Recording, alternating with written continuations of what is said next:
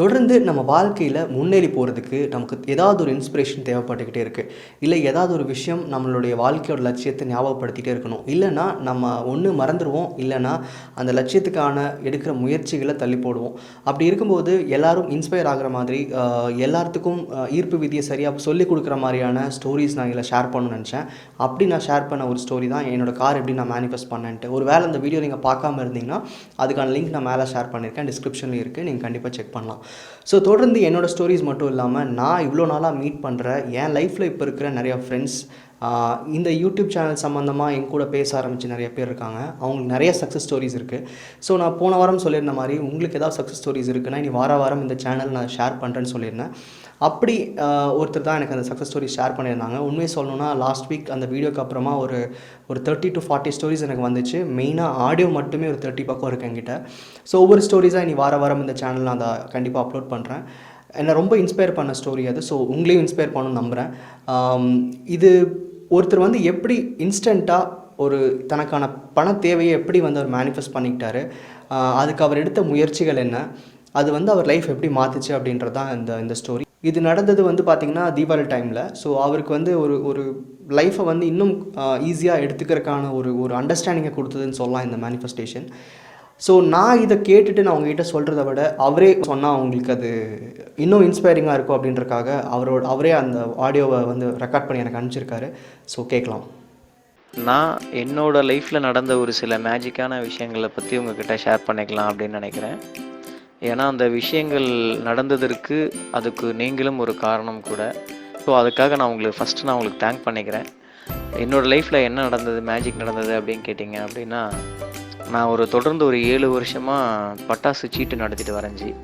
ஆக்சுவலாக என்னென்னா, நம்ம ஒரு மாதம் ஒரு அமௌண்ட் கலெக்ட் பண்ணி தீபாவளி வரும்போது அவங்களுக்கு பட்டாசு, ஸ்வீட், பாத்திரம் இது எல்லாமே நான் கொடுத்துட்ருக்குறேன். தொடர்ந்து ஒரு 7 வருஷமாக பண்ணிகிட்டு இருந்தேன்.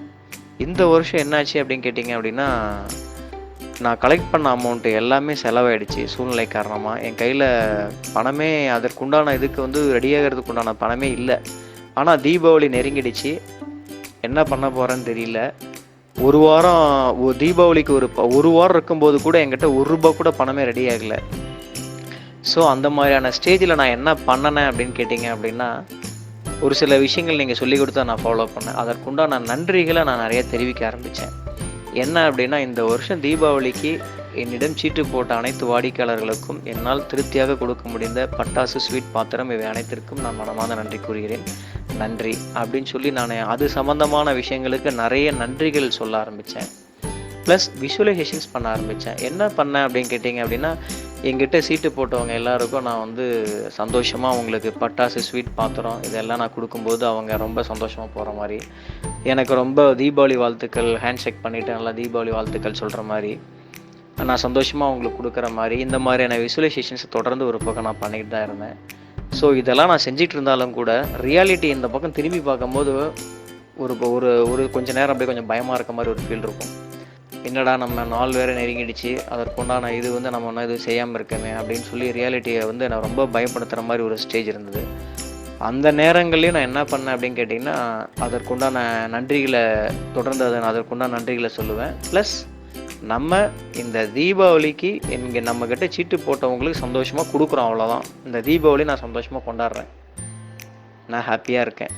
அந்த மாதிரியான விஷயங்களை மட்டும் தான் நான் ரொம்ப ஸ்ட்ராங்காக சொன்னேன். ப்ளஸ் அதை நான் நல்லா நம்பவும் ஆரம்பித்தேன். 29ஆம் தேதி வரைக்கும் என்கிட்ட பைசாவே இல்லை. ஒரு 4-5 நாள் தான் இருக்குது தீபாவளிக்கு கொடுக்குறதுக்கு. நான் என்ன பண்ணுவேன்னு கேட்டிங்கன்னா, தீபாவளிக்கு ஒரு 2 நாள் முன்னாடி தான் ஸ்வீட், பாத்திரம், பட்டாசு இது எல்லாமே டெலிவரி பண்ணுவேன். தீபாவளிக்கு ஒரு 2 நாளுக்கு முன்னாடி.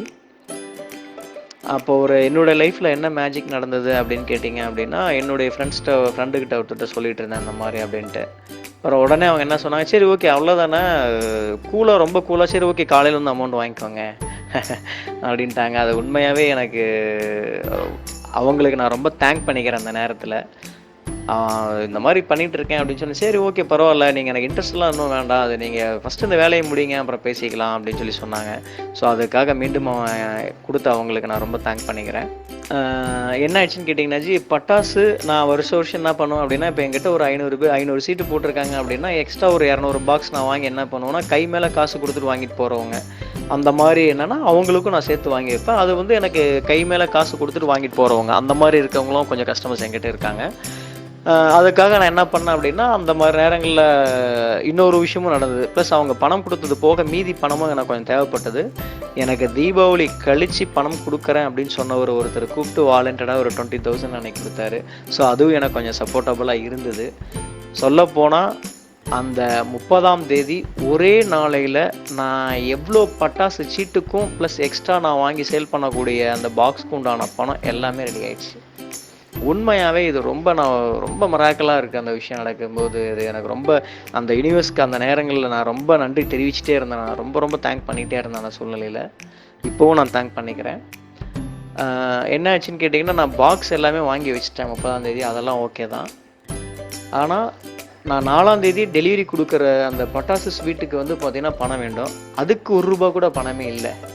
அப்போவும் நான் என்ன பண்ண ஆரம்பித்தேன்னா சேம் அதே தான். அதற்குண்டான நன்றிகளை தெரிவிக்க ஆரம்பித்தேன்.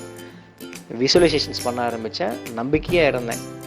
ஸோ அதில் என்ன மேஜிக் நடந்தது அப்படின்னு கேட்டிங்க அப்படின்னா, அந்த ஒரு 2 நாளுக்குள்ளே நான் அந்த சீட்டு போட்டது இல்லாமல் எக்ஸ்ட்ரா ஒரு 200 பாக்ஸ் போட்டு வச்சேன். அந்த 2 நாளுக்குள்ளே நான் எவ்வளோ சேல் பண்ணணுமோ என்கிட்ட வாங்கிட்டு போகிறவங்க எல்லாமே வந்து கை மேலே காசு கொடுத்து அந்த 2 நாளிலே எல்லாமே வாங்கிட்டாங்க. ஆக்சுவலாக நான் அந்த பாத்திரமும் அந்த ஸ்வீட்டும் வாங்குறதுக்கு உண்டான பணம் ₹1 இல்லாமல் இருந்தேன் நான் 2 நாளைக்கு முன்னாடி. அடுத்த அந்த 2 நாளில் பார்த்தீங்கன்னா, அந்த நான் எக்ஸ்ட்ரா வாங்கின அத்தனை பாக்ஸும் சேல் ஆகி என்னுடைய கல்லாப்பெட்டி எப்படி நிறைஞ்சதுன்னே தெரில. நான் வாங்க வேண்டிய ஸ்வீட்டு பாத்திரத்துக்கு மேலே 1500 எக்ஸ்ட்ராவே என்கிட்ட இருந்தது. அப்புறம் அடுத்த நாள் 4ஆம் தேதி நான் சந்தோஷமாக நான் வாங்க வேண்டிய ஸ்வீட் பாத்திரம் இது எல்லாத்தையும் நான் சந்தோஷமாக வாங்கிட்டு வந்து நான் கிராட்டிடியூடில் என்ன எழுதனோ அதே மாதிரியே ரியாலிட்டியே நடந்ததை நான் உணர்ந்தேன். அவரோட கதையை நீங்கள் கேட்டிருப்பீங்க. அவருக்கு உண்மை சொல்லணும்னா ஒன் ஆஃப் த ஸ்டோரின்னு சொல்லலாம். நான் அவர் கூட ஒரு 6 months 7 months நான் பேசிகிட்டு இருக்கேன். அவருக்கு வந்து நிறையா விஷயங்கள் அவர் நினச்ச உடனே மேனிஃபெஸ்ட் ஆகிருக்கு. நிறையா விஷயங்களை தொடர்ந்து அவர் மேனிஃபெஸ்ட் பண்ணிட்டு இருக்காரு. எனக்கு தெரிஞ்சு என்னை விட பெட்டராக கன்சிஸ்டண்ட்டாக கிராட்டிடியூட்லாம் ஃபாலோ பண்ணுறது அவர் தான் சொல்லலாம். ஸோ அவர் லைஃப்பில் வந்து ஒவ்வொரு விஷயம் படிப்படியாக வந்து அவர் ஈஸியாக மேனிஃபெஸ்ட் பண்ண முடிஞ்சுது. இது கூட ஒரு சின்ன ஒரு எனக்கு தெரிஞ்ச அவரோட மேனிஃபெஸ்டேஷன் இது ஒரு சின்ன விஷயம்னே சொல்லலாம். இந்த ஸ்டோரியில் நீங்கள் என்ன புரிஞ்சுக்கணும் அப்படின்னா, சூழ்நிலை வந்து எவ்வளோ வேர்ஸ்ட்டாக இருந்தாலும் தனக்கான ஒரு வாய்ப்பே இல்லை, அதுக்கு மேலே என்னால் வந்து மூவ் பண்ண முடியாதுன்னு ஒரு சுச்சுவேஷன் வரும் இல்லையா, அப்படி இருந்தால் கூட ஜஸ்ட் பிலீவ். ஏன்னா நம்ம என்ன நடக்குதுன்னா, நமக்கு ஒரு கஷ்டமான சூழ்நிலையில் இருக்கிற வாய்ப்புகளே பார்க்க மறந்துடுறோம். அவருக்கு ஒன்றும் பெருசாக மேஜிக்லாம் நடக்கலை. அவர் மேனிஃபெஸ்ட் பண்ண நினச்சோன்னா அவருக்கான பணம் பிரிண்ட் ஆகியெல்லாம் வரல. அவருக்கான சோர்ஸ் இருக்குது, அவருக்கான தேவையை பூர்த்தி பண்ணுறதுக்கான சூழ்நிலை இருக்குது. ஆனால் அதை அவர் சரியாக பார்க்குறதுக்கு முதல் முயற்சிக்கலை. ஆனால் அவர் வந்து கன்சிஸ்டண்ட்டாக அவரோட தாட் ப்ராசஸில் கண்டிப்பாக நம்பும்போது தனக்கான வழி எங்கே இருக்குன்னு அவர் பார்த்துக்க முடியுது. ஸோ நான் முதல்ல சொன்ன மாதிரி அது ஒரு பெரிய மேஜிக்லாம் கிடையாது. ஆனால் உங்களுக்கான வாய்ப்புகள் நீங்கள் இருக்கிறத நீங்கள் புரிஞ்சுக்கணும், பார்க்க முயற்சி பண்ணணும், அது உங்களுக்கு கண்ணுக்கு தெரியணும் அப்படின்னா கண்டிப்பாக அதுக்கான அக்செப்டன்ஸ், அதுக்கான ஒத்துழைப்பு உங்கள் கான்ஷியஸ் லெவலில் வேணும். அதுதான் அவர் பண்ணார். அவரால் வந்து இன்ஸ்டண்ட்டாக மேனிஃபெஸ்ட் பண்ண முடிஞ்சுன்னு சொன்னால் கூட அவர் அந்த டைமில் என்ன கோத்ரூ பண்ணியிருப்பார், அவர் என்ன மாதிரி கஷ்டங்களை மனசுக்குள்ளே யோசிச்சிருப்பார், அதையும் மீறி எப்படி அதை வந்து கம்ப்ளீட்டாக பிலீவ் பண்ணார் அப்படிங்கிறது தான் நீங்கள் இங்கே இந்த கதையில் நீங்கள் புரிஞ்சுக்க வேண்டியது. ஸோ இந்த மாதிரி உங்களுக்கும் நிறையா ஸ்டோரிஸ் இருக்குன்னா அது மற்றவங்களை இன்ஸ்பயர் பண்ணணும்னு நினச்சிங்கன்னா கண்டிப்பாக எனக்கு ஷேர் பண்ணுங்கள். வித் யோர் பெர்மிஷன் கண்டிப்பாக இந்த சேனல் நானும் வாரம் ஷேர் பண்ணுறேன். நன்றி.